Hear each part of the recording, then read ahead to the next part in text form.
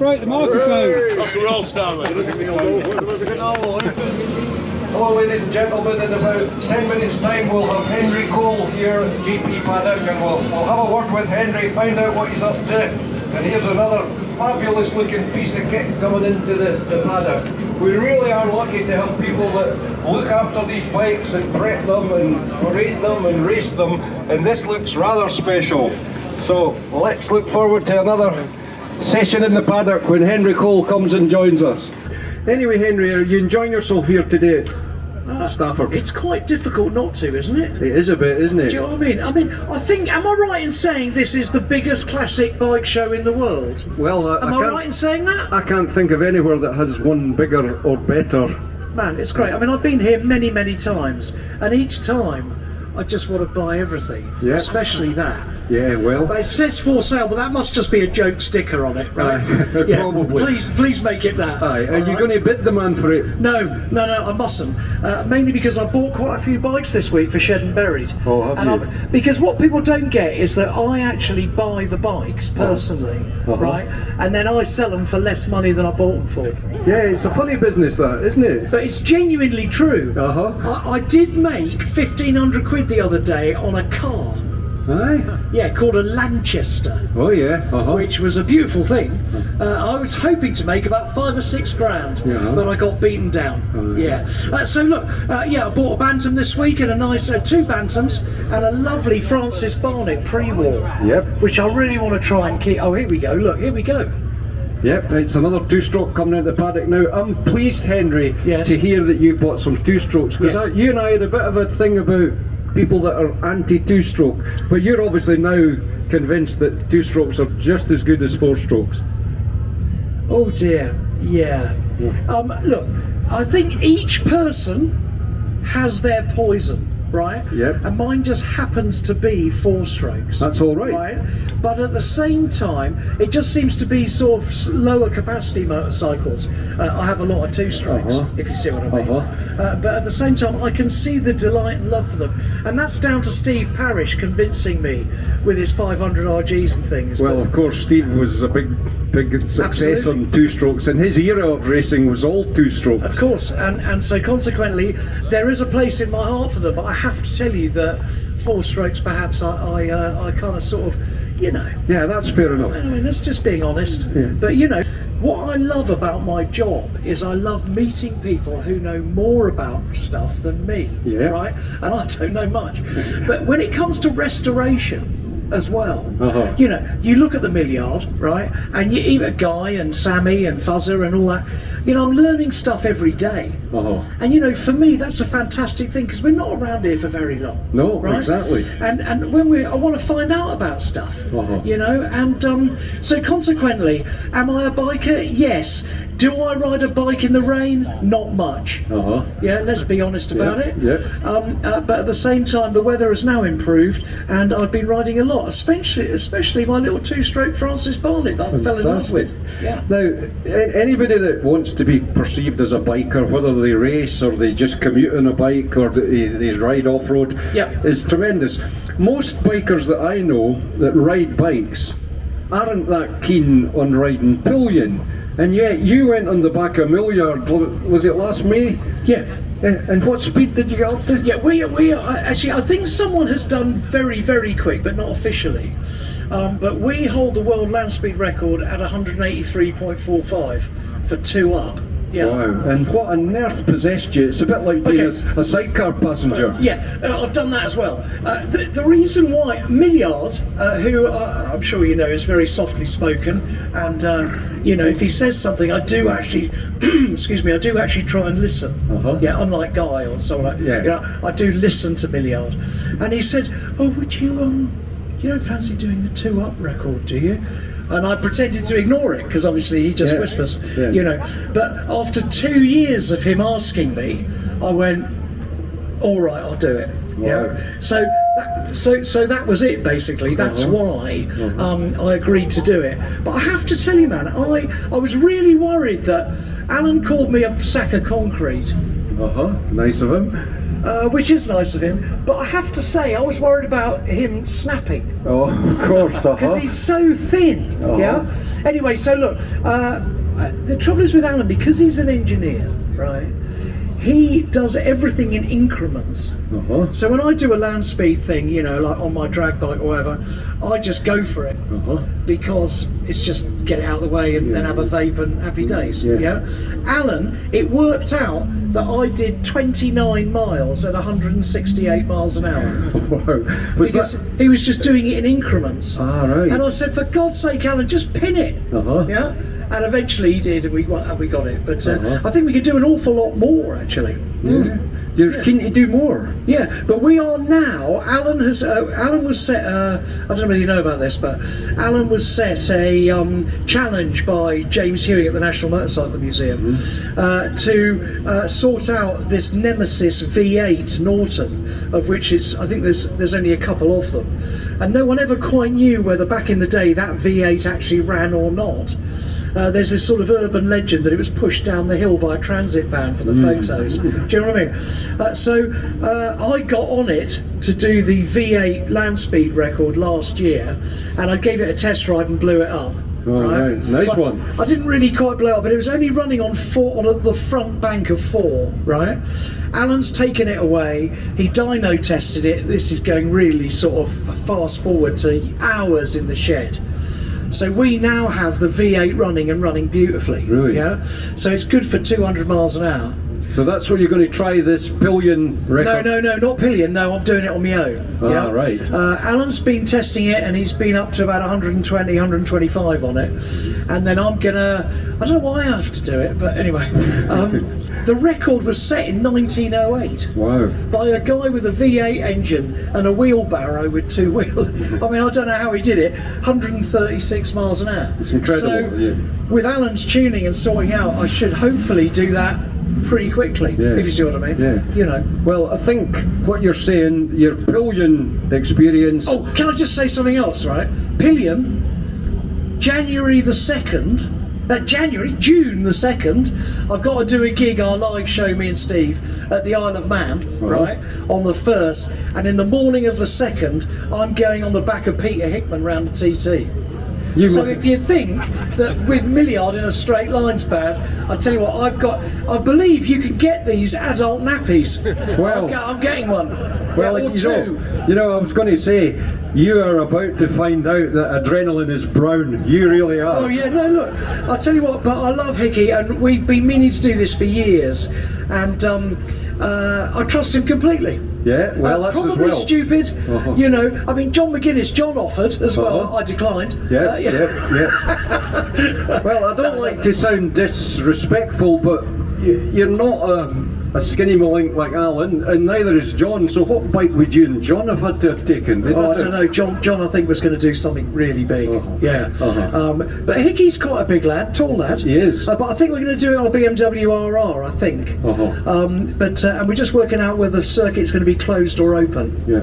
This reminds me, and some of the older people in the paddock will remember, Motorcycle News once had a competition. Yeah. And it was at TT time, and first prize was a lap of the TT on a CB750 Honda on the pillion with Mike Hillwood.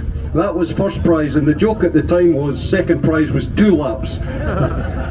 You know, but did anyone win it? I mean, they did. Yeah, it happened. It went ahead. I'd love to have done that. But no, fair play to you, Henry, for doing that, because much as I love these guys and I love the bikes, I'm not sure if I'd want to be on James Hillier's pillion, but good luck. Well, yeah, look, James Hillier's pillion, I have a go, but with Hickey, I trust him completely. And the other thing is that, you know, we come off. You do? Yep. And you know, I just don't think you should try and sort of live your life in a little bit of cotton wool. I know there's absurd things like going round about, but you know, we only live once. What I'm worried about is that I hold the record as the fastest pillion. Yeah. Hickey might think we'll have a go at beating that record. This is a good point, Henry. You're right, you might well. But as well as enjoying the crack with your good self, we've got these good people who come to the paddock every year, bring the bikes, look after the bikes, replenish them, restore them, service them, race them, parade them. And we're so lucky to have the bikes we have here every year at the GP Paddock. So we're actually going to start with a two-stroke. Yeah, okay, man. Yeah, I'm up and for it. I want to invite Brian Glover. Brian, come and join us. Brian, you're a regular here in the paddock. Everybody looking at that bike who's a road race. No, oh, right, okay, good to see, right? Take over from me. That'd be great. Are you sure you don't want one? Okay. Anybody looking at that bike who watched road racing in the 70s would say that's the Bill Ivy, a replica of the Bill Ivy Jawa. Well, it isn't, it isn't. So I'm going to pass the mic to you, Brian, and you tell us a bit about your lovely bike. Yeah, you're correct. It's a replica of a 1968 Type 673 GP race bike, and it is the V4 two-stroke, the type that Bill was unfortunately killed on. The Czechoslovakians never quite had the technology of steel production, and their engines were prone to seizing. The first time they went out with one at a practice day, it seized in 4 times in the first time it went out, right? You know, so many of the riders got thrown down the road with them. So, but this is a replica of the works bike. The chassis is a copy of the works machine, so is the tanks, the aluminium fairing as the works would have been. It's got replica magnesium works hubs in it and everything. Wow. But unfortunately the engine isn't a Jawa engine, it's a Yamaha RD 500 motor, which makes it a little bit safer to ride.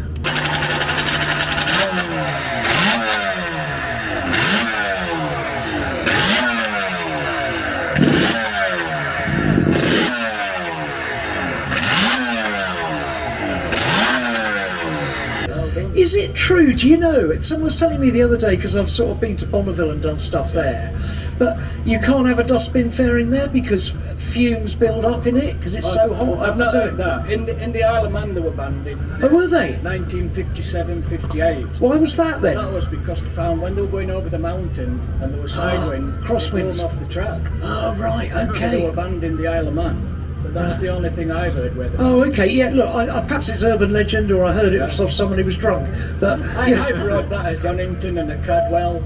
yeah, I With the bet dustbin fairing on. that is stunning, man. Stunning. Can I ask Peter about the fairing? Any of us that have got lovely alloy tanks and bikes worry about getting the tank bashed? Yeah.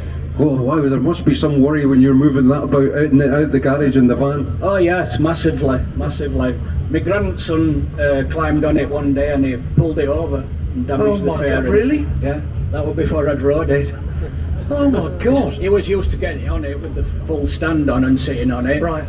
But it had the side stand like that and he's only 5. They're lovely things, grandchildren, aren't they? It cost me a fortune. Yeah, I could believe it.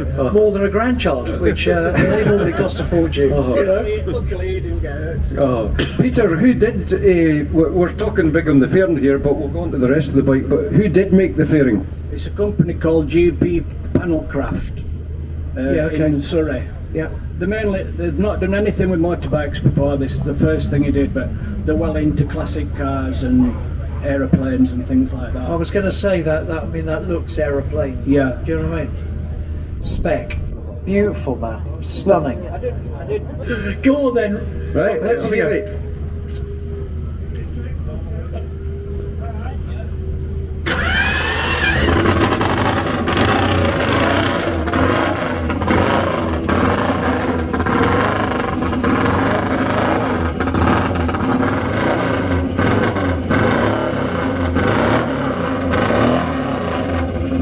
Oh, Peter, thank you. Amazing, Peter.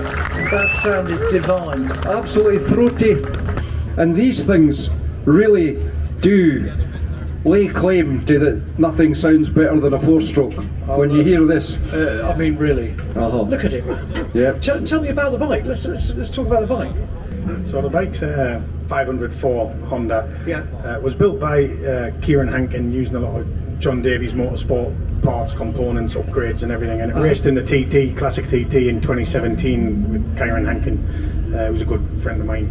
I bought it off him about 4 or 5 years ago, and then I've raced it at the CRMC Classic Racing and paraded it a bit and had it out. So it's a trick bike actually. It looks like a standard 504, but it's the same power output as the Michael Dunlop and William Dunlop's classic 500. I know, yeah.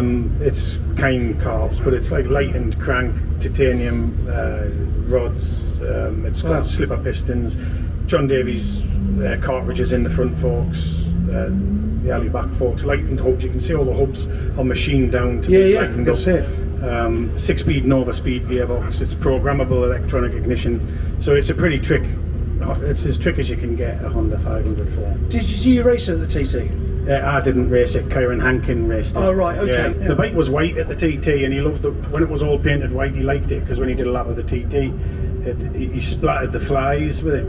And what he loved about the pure white Honda 504 was when it came in, it was like covered in fly squash, multicoloured. Which he could. Well, let's hear it. Thank you, Craig. Let's hear it, folks. This Honda, I suspect, is going to be nuclear loud, maybe. Right, here we go. Nuclear loud then. Right, okie doke.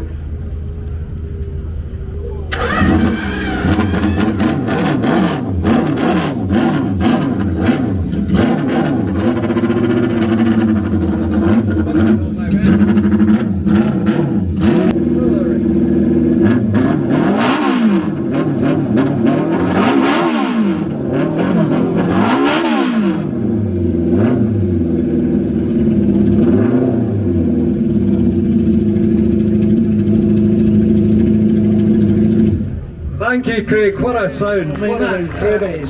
What do you think, Henry? That is nuclear. Well, we want to show that the British motorcycle industry could also, up until the 70s, produce effectively noisy and fantastic bikes.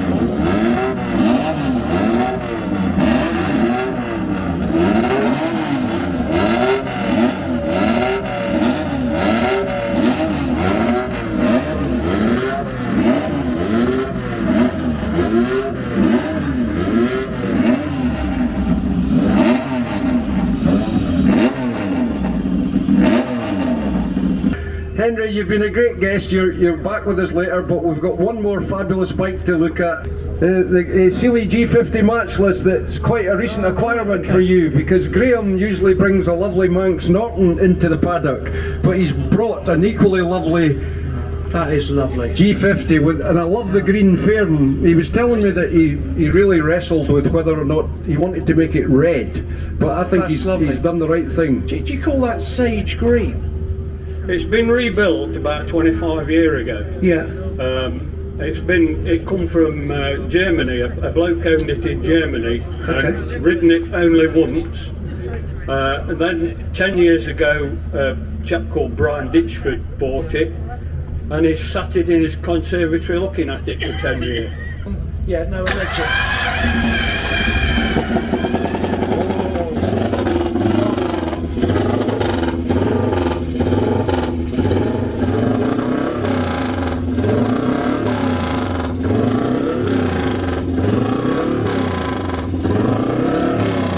It's a big thank you for coming in and entertaining us with your knowledge and your enthusiasm, and thank you to everybody for coming around to the GP Paddock, and a huge thanks to Steve and Nick who organised everything in this paddock, and to everybody who's brought their bikes.